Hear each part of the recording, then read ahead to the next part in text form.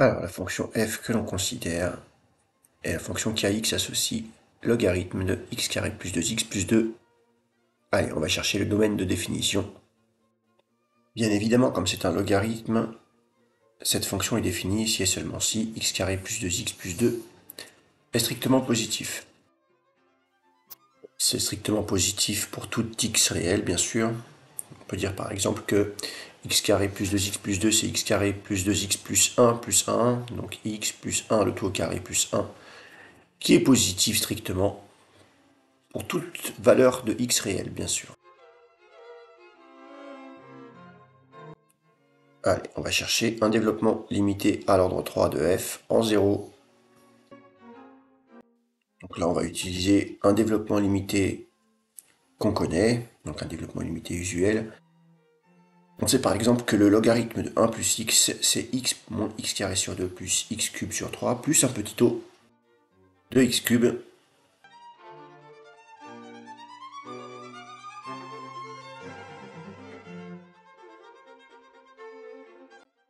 Alors, pour exploiter ce développement limité, il nous faut une fonction du type ln de 1 plus quelque chose qui tend vers 0 quand x tend vers 0.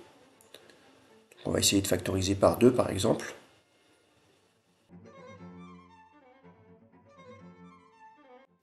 Très bien, maintenant on peut exploiter les propriétés algébriques du logarithme. Ln de x carré plus 2x plus 2, c'est ln de 2 plus ln de x carré sur 2 plus x plus 1.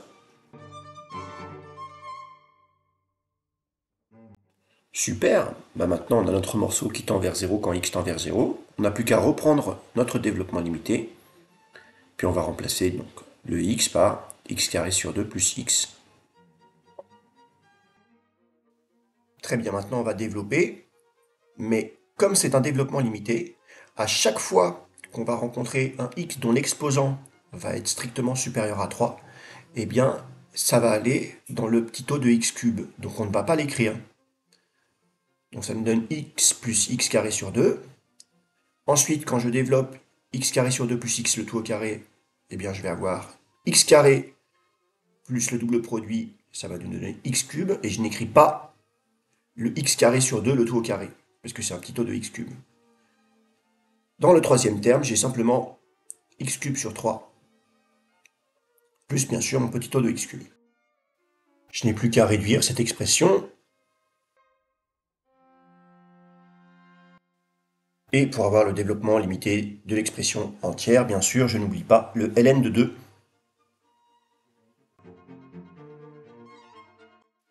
Alors, pour visualiser ce que c'est qu'un développement limité à l'ordre 3, donc vous voyez ici en vert, j'ai représenté donc la courbe représentative de la fonction f, dont on cherche un développement limité, et en rouge, donc son développement limité à l'ordre 3.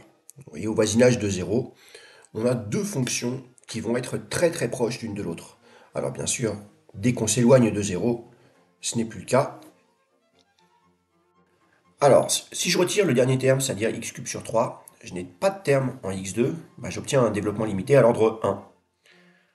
Donc on avait f de x est égal à ln de 2 plus x plus un petit o de x, dans ce cas-là.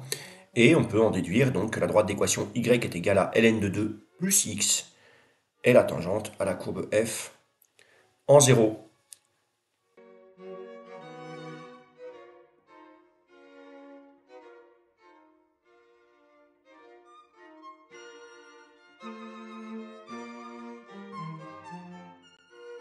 Dernière partie de l'exercice, allez, on va rechercher la position de la courbe représentative de la fonction f par rapport à sa tangente en 0, donc par rapport à la droite d'équation y est égale à ln de 2 plus x.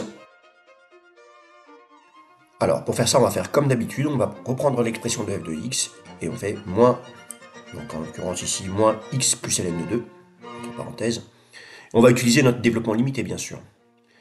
Donc ici, on aura donc ln de x carré plus 2x plus 2, moins ln de 2 plus x, est égal à moins x cube sur 6, plus un petit o de x cube.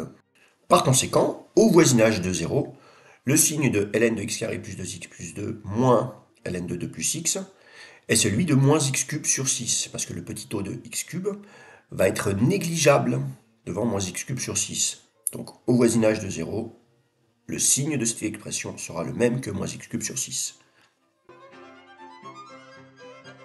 On en déduit que C de f sera situé au-dessus de sa tangente à gauche de 0, parce que quand x négatif, moins x cube est positif, et C de f sera situé en dessous de sa tangente quand x est positif, donc à droite de 0.